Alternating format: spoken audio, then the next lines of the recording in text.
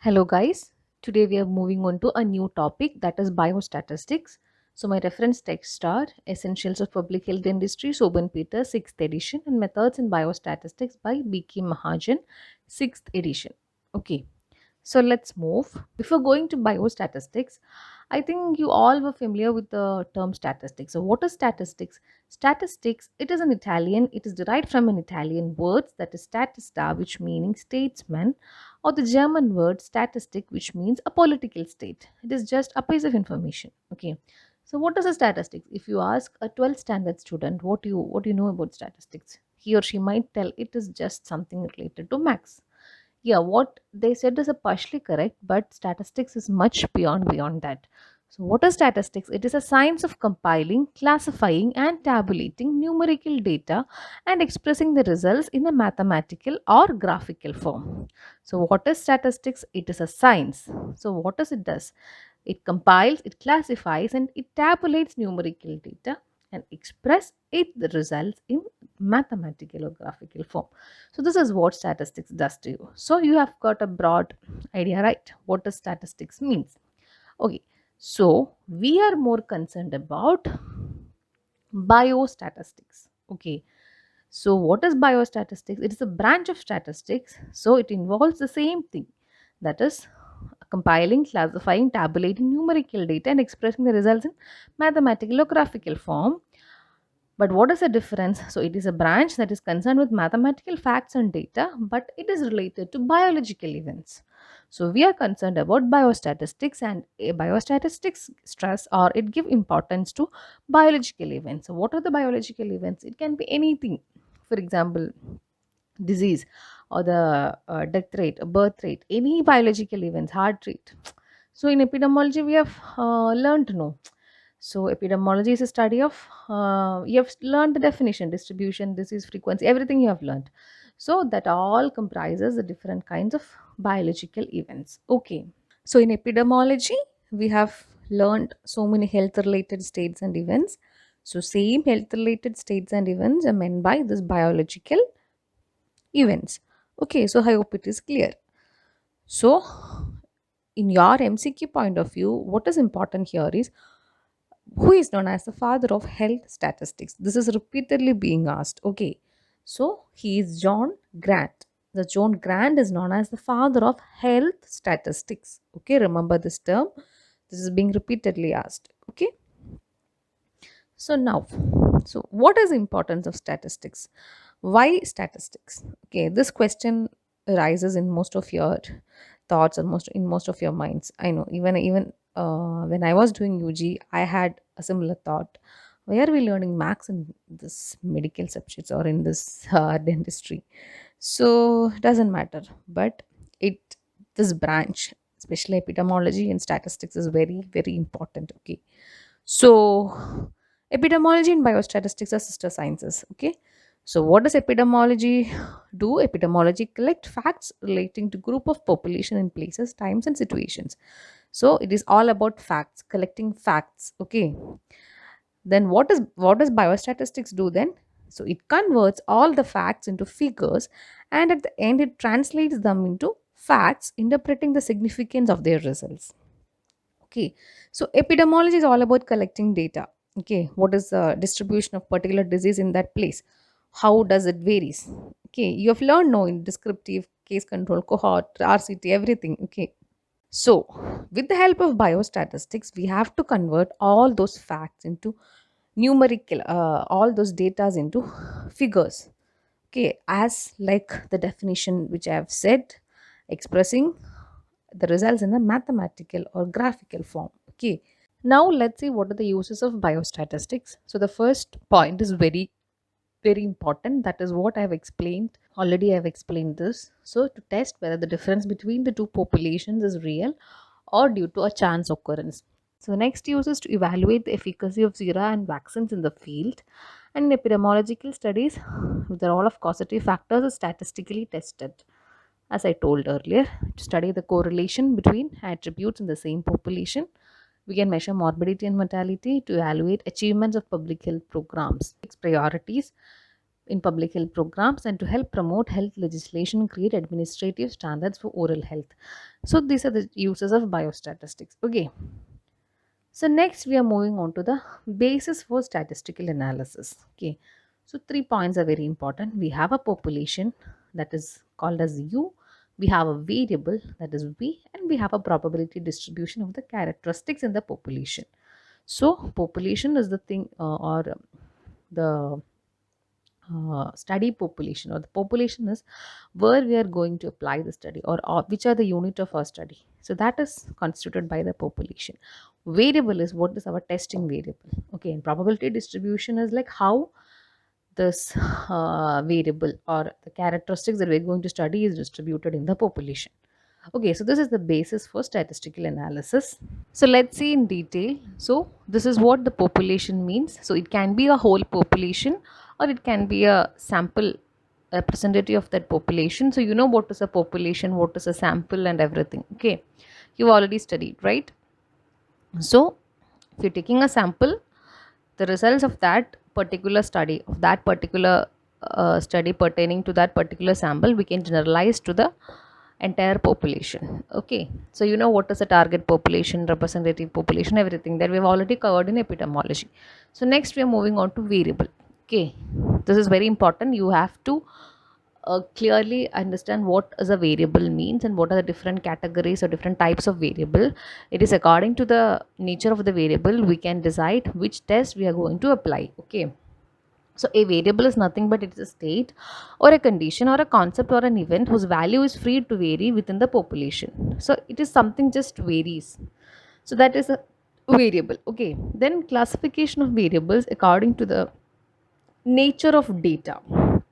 Okay, so data is like, now what is the data? I've told you in the previous example, we have made a column, right? It consists of two categories: amount of sugar and amount of dental caries. How many how much in dental caries have been recorded. So that is what data means. Okay, so variable, it can be categorized into numerical or categorical. Later the classification is, first classification is numerical, categorical. Numerical is again divided into discrete and continuous, and categorical is again divided into ordinal and nominal. So this numerical is also known as quantitative variable, and categorical is otherwise known as qualitative variable. So numerical, so it is something related to numbers. So it is a quantity, so it is known as a quantitative variable. And this is again divided into discrete and continuous. And category means something qualitative, there is nothing to quantify. So categorical variable is again divided into ordinal and nominal. Okay, so let's see in detail. First we'll see what is a qualitative variable or a categorical variable. So it has got two subcategories, that is nominal variable and ordinal variable. So what is a nominal variable? A nominal variable is something, the variables that are exclusive, that is it has some kind of meaning but they are unordered. Okay, so some random quantity, some random variables. For example, okay, blood group, it is not quantitative, we cannot quantify blood group, right? Religion, gender, they are some random variables, but they are mutually independent of each other, that is exclusive, and they are unordered. There is no order for blood group, whether it is A, B, C, D, doesn't matter. Sorry, A, B, O, or whether it is A positive, B positive, O positive, or AB positive, that doesn't matter, right? So that is what it is, unordered. And religion, whether it is Hindu, Muslim, Christian, doesn't matter. So it is exclusive and it is unordered. Similarly, gender, male and female. So that is what nominal data. It is qualitative, there won't be anything to quantify, and it is exclusive and unordered. And another subcategory is ordinal. So what is ordinal? The only difference is it is also exclusive, but it is ordered. There is an order. Okay, for example, stages of a disease, there will be grade 1, grade 2, grade 3. So it is ordered. So here order matters. Okay, then pain score. Okay, So pain score also, it is so like mild, moderate, severe. Okay, so that is also a quality. There is nothing to quantify because mild pain, moderate pain, and severe pain. So there also order matters because mild is different from severe, severe is different from moderate. So order matters here. So that is examples for a ordinal data. Okay, this is very important. They will give you examples and you have to find out which this variable belongs to which category. So quality, it is, there is nothing to quantify, there is nothing to measure. It is all qualitative and we have two categories, nominal and ordinal. Only difference between nominal and ordinal is ordered. Oh, you can relate like that. Okay. Next we have quantitative or numerical variable. So here, as the name suggests, there is something to quantify and it will be mostly expressed in terms of numbers. So there is also two subcategories, discrete and continuous. Okay. So what is a discrete? Discrete means integers, values or counts, like whole numbers. That is like discrete data. Okay, it will be like either in integers, values, or it will be in count. Okay, for example, number of teeth with decay. So it will be a whole number. Either it will be 10, 20, 25, right? So there can't be any fraction, right? So that is what discrete data. Okay. So discrete is whole numbers, integers, okay, or counts. Okay. So there will be no fractions or decimals. It will be all expressed in whole numbers. Okay, so that is number of teeth with decay or number of students waiting in front of the classroom, all comes under discrete data. Okay, then continuous is like it includes, or it is a value involving a range of values. For example, height, weight, temperature, all are examples of continuous. Okay, height can be 156.7, weight can be 73.2. So it involves a value in a range of values, that is continuous. So that is, decimals can also come, fractions can also come, doesn't matter. So we can quantify also and we can express it in terms of decimals, fractions and all. Discrete is like just whole numbers. So I hope this is clear. So that is variables broad classification, quantitative, qualitative. Under quantitative we have discrete and continuous. Under qualitative we have nominal and ordinal. Now we are moving to another set of variables, another classification. We have independent and dependent variable.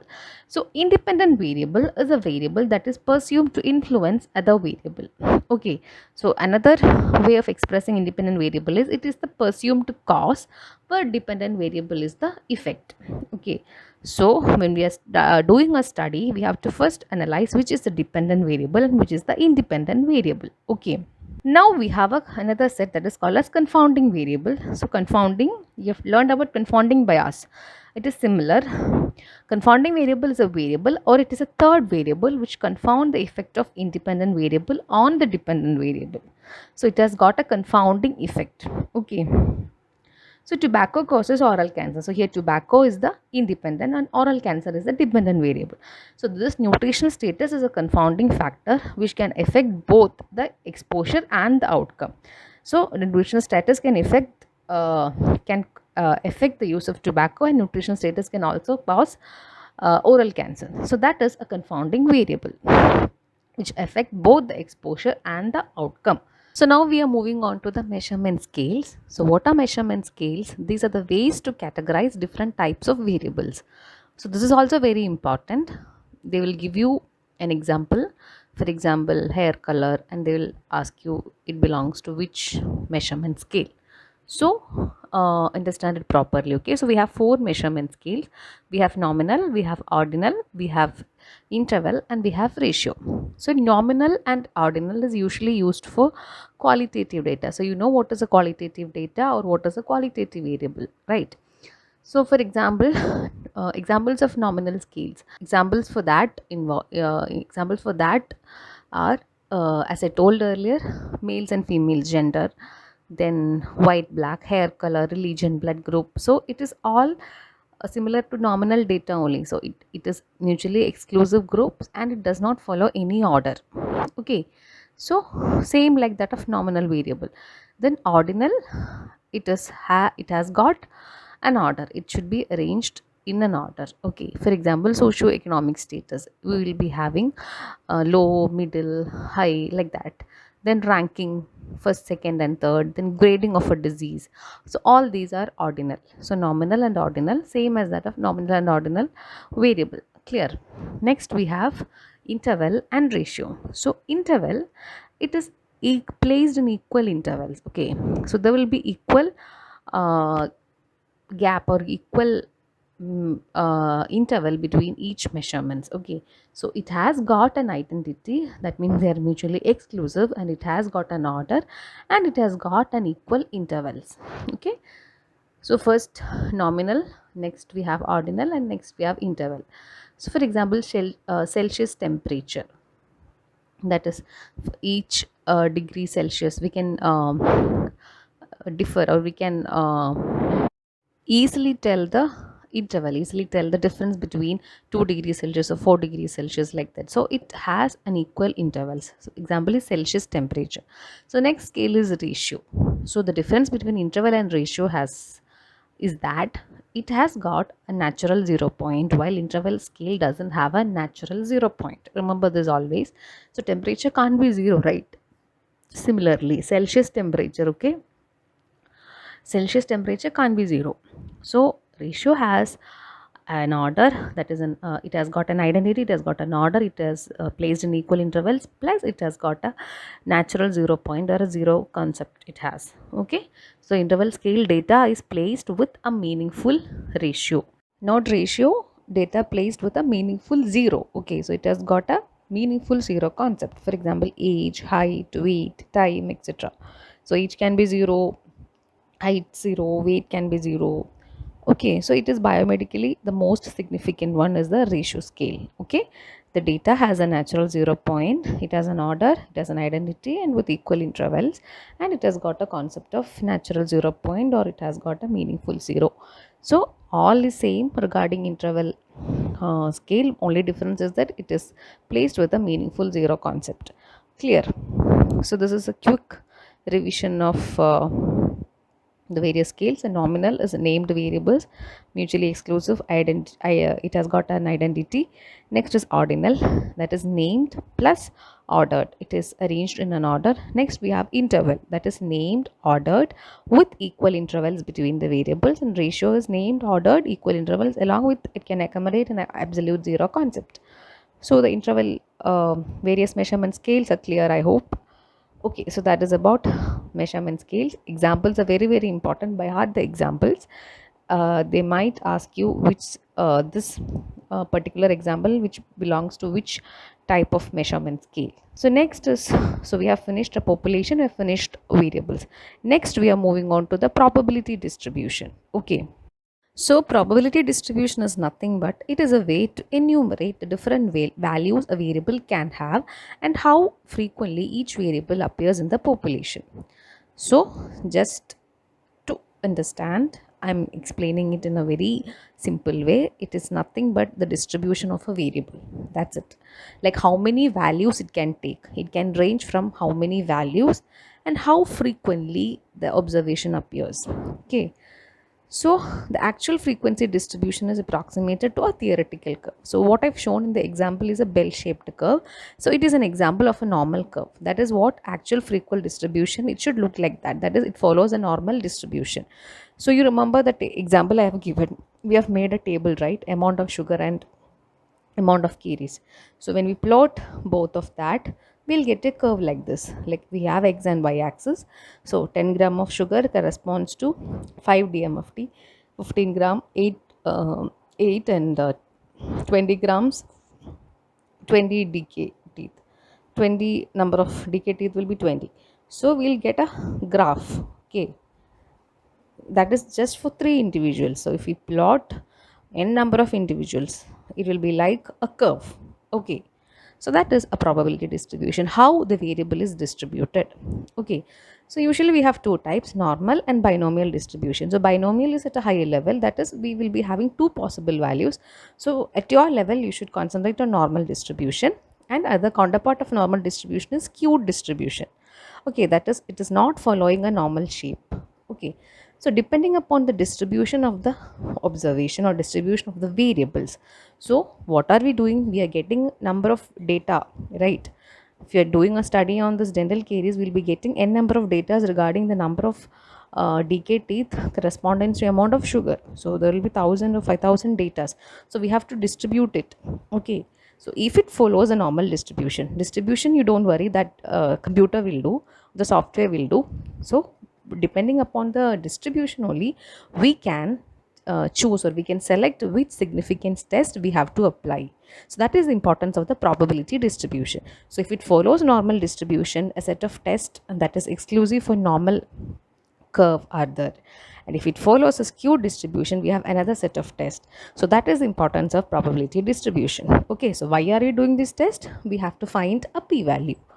So the statistical inference then involves finding a p-value in the population based on an observation of a carefully selected sample. So first we have to enter the data, then we have to find out which probability distribution it follows, and then we have to choose appropriate test, and then finally it will give you a p-value.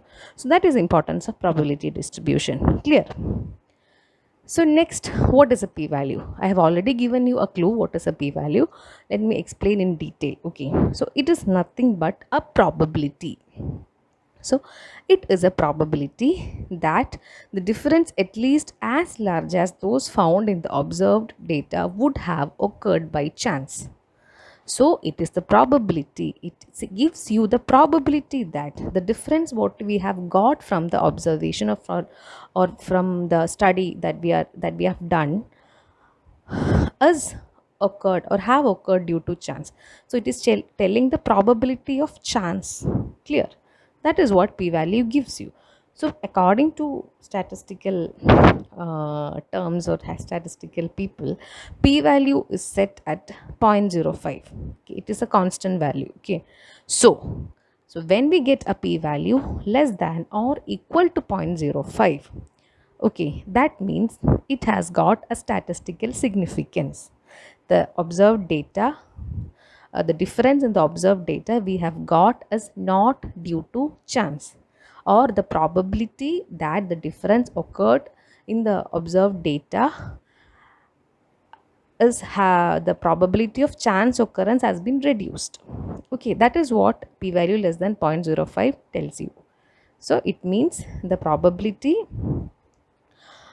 of getting the observed results due to chance is very less. The probability is very less, so we can conclude that it is not due to chance. So that means it has got a significance. So that is what p-value tells you. So if it is less than or equal to 0.05 statistical significance, which means that there is very low probability to get the observed results due to chance. So we can reject. Oh, that will tell you later. What is the importance? It will give you a statistical significance. That means the observed findings from your study is not due to chance, or less probability of finding the results due to chance. Clear? So it is due to the proper so what we have got is due to a proper findings and proper observations only. Okay, as I told you earlier, it doesn't mean that the study is wrong or right. It will only give you a probability of obtaining the results due to chance or not. Clear? So if it is significant, if it is not significant also, the study is correct only, but you have to report it like that. We have not obtained any statistical significance. Okay, then only the study will be proper. Okay, then only people will accept your study. Okay, then what is high p-value? If it is 0.8 or 0.6 or 1, it is all greater than 0.05, right? So it means there is high probability. We are not telling it cut and right like it is insignificant or it is not significant. We are just telling like there is high probability to get the observed result due to chance, so that the results we have got are not statistically significant. That's it. So we are explaining everything in terms of probability. So p-value greater than 0.05 means high probability of getting the results, observed results due to chance. There is a chance factor. So it highlights the probability of that chance factor. So that if p-value is less than 0.05, it eliminates the chance factor, or there is very low probability of getting something due to chance. Okay, then low p-value, we will have p-value less than 0.05, that is 0.001, 0.000, 0.01, 0.05. This is all low p-value. That it means we are eliminating that chance factor, so low probability of getting the observed results due to chance. Like we'll get our results, right? So the results what I have obtained is due to chance or not. That probability is being given by the p-value. If it is high probability of getting due to chance, then it is not significant, p-value is greater than 0.05. If it is low probability of getting due to chance, then it is low p-value. It is significant, p-value will be less than or equal to 0.05. Clear? This is very, very, very important. They will ask you like this: what is p-value greater than 0.05 means? What is p-value of 0.8 means? They'll give you options: low probability of getting due to chance, high probability of getting due to chance, statistically significant, both A and D. So you should it should be clear for you. Okay, p-value less than or equal to 0.05, greater than 0.05, and very less than 0.05, that is 0.001. 0.00 is also possible. Okay, so that is, it will all give you a probability. Okay, probability of getting something due to chance. That is what p-value gives you. Okay, so this is the base of biostatistics, very base part, and I have given you a small brief description about p-value also. So the remaining part will be continued in the following session. So this base is very important.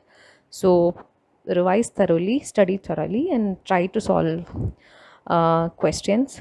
Like just go through the questions. If you find anything, find any questions related to this topic, you try to solve it out. Otherwise leave, you can solve it later after finishing the whole chapter. So I think 3 more sessions will be there for biostatistics. So just make the portions thorough. Okay, otherwise you won't understand what I'm saying further. Okay, thank you.